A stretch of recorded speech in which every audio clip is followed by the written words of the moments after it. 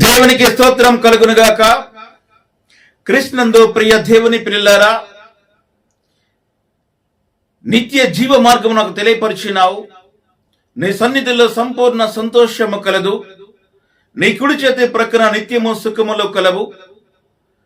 ప్రభు యేసుక్రీస్తు వారి పేరిట ఉన్నతమైన శ్రేష్టమైన అతి పరిశుద్ధ నామములో మీ అందరికీ శుభములు తెలియపరుస్తున్నాం. యాకోబు రాసిన పత్రిక 2వ అధ్యాయము 5వ వచనంలో,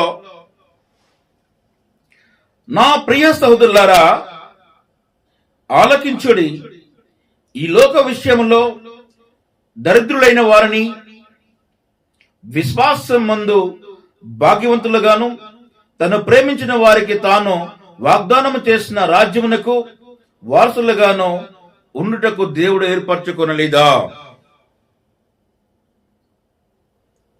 ఈ లేఖనాన్ని నీతిమంతుడైనటువంటి యాకోబు రాశారు. ఆయన యెరూషలేములో ఒక సంఘానికి నాయకుడిగా ఉన్నారు. నీతివంతమైన ప్రార్థన, ఆచరాత్మకమైనటువంటి విశ్వాసం గురించి ఆయన బాగా బోధించేవారు. నిత్య జీవము విశ్వాసము గురించి పక్షపాతము లేటువంటి ప్రేమను గురించి ఎక్కువగా బోధించేవారు. ఆనాడు ఆ సంఘములలో కొన్ని విభేదాలు ఉన్నాయి. ధనికులోని పేదవారిని వారి ఇద్దరి మధ్యలో కొద్ది తేడా చూసేవారు. ఎప్పుడైతే దేవాలయానికి ధనికులు వచ్చారో ఆ ధనికుల్ని వాళ్ళకి వస్త్రాధారణను చూసి గౌరవించేవారు, వాళ్ళకి హోదాను చూసి గౌరవించేవారు, వాళ్ళకి గౌరవం చూసి గౌరవించేవారు, వాళ్ళకి ధనమును గురించి గౌరవించేవారు, వాళ్ళకి సంపదను చూసి గౌరవించేవారు.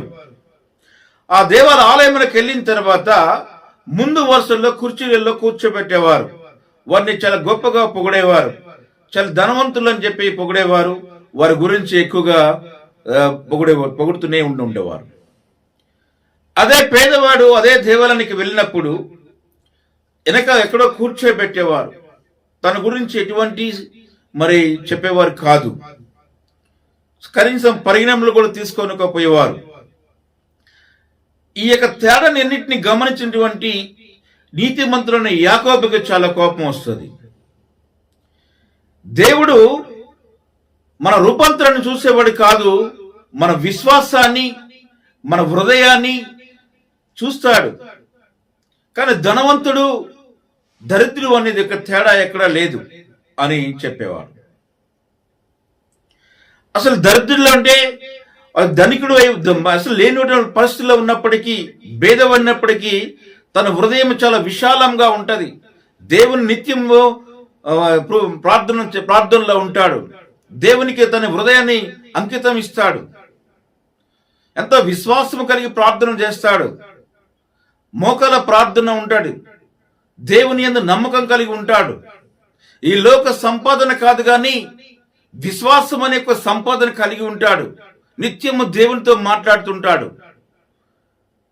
ఈరోజు ఇతను పేదవాడు కావచ్చు, కానీ విశ్వాసం ద్వారా దేవుని యొక్క పరలోక రాజ్యంలో వారసుడు అవుతాడు.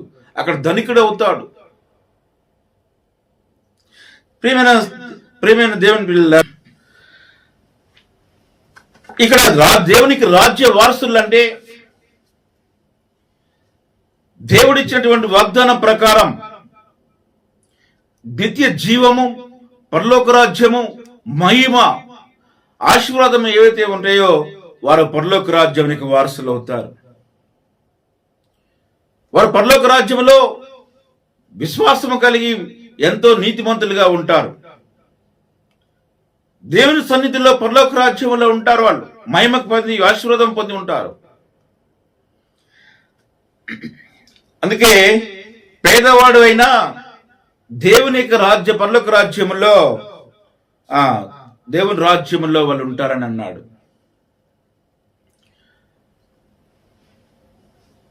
లాజరు చాలా పేదవాడు, చాలా పేదవాడిగా ఉండేవాడు. ఈ లోకములో అతను ఎవరు గౌరవించేవాళ్ళు కాదు. ఎన్నో కష్టాలు పడ్డాడు, ఎన్నో ఇబ్బందులు పడ్డాడు, ఎన్నో మరి ఈ లోకములో అనేకమైనటువంటి బాధలు అనుభవించాడు. అయినా దేవుని యొక్క ఆదరణ పొందినాడు, దేవునితో మాట్లాడగలిగాడు. ఒక పేద విధవరాలు, తనకు ఉన్నటువంటి సంపదన 2 నాణెములు ఉన్నాయి. ఆ 2 నాణెములను దేవాలయంలో కానుకగా సమర్పించినది. ఆమె సంపూర్ణమైనటువంటి హృదయంతో దేవునికి అంకితం అయింది. దేవుడు ఆమెను చూశాడు. ఆ యొక్క ఏ నాణెములను దేవుని సన్నిధిలో వేసేదో, కానుకగా వేసినదో సంపూర్ణ హృదయంతో వేసిందని చెప్పేసి దేవుడు ఆమెని ఆశీర్వదించాడు. పేదవాళ్ళైనప్పటికీ లాజర్ను ఆశీర్వదించాడు దేవుడు. పేద విధవరాలను ఆశీర్వదించాడు. ఇక్కడ ధనంతో సంబంధం లేదు. పేదవాళ్ళైన విశ్వాసం కలిగి ఉంటే, దేవుని మీద నమ్మకం కలిగి ఉంటే, దేవుని యందు విశ్వాసం కలిగి ఉంటే దేవుని యొక్క మహిమ, దేవుని యొక్క ఆశీర్వాదం పొందుతారు. వారే పరలోక రాజ్యము, వారే పరలోక రాజ్య వారసులు. విశ్వాసం అనేది ఉండాలి.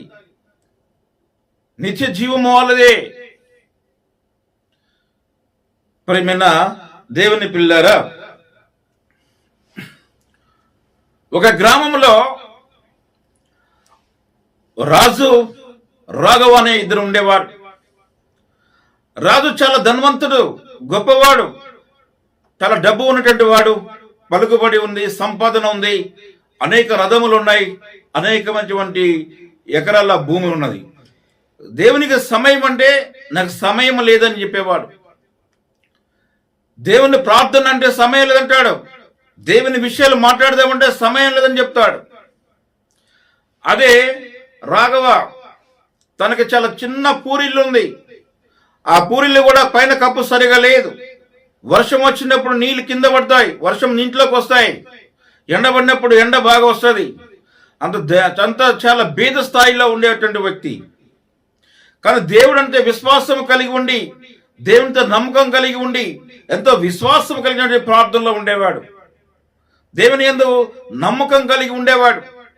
విశ్వాసం అనే ప్రార్థనతో కలిగి దేవునితో మాట్లాడుతుండేవాడు. కానీ ఒకరోజు ఆ గ్రామంలో అనుకోకుండా ఒక కరువు ఏర్పడింది.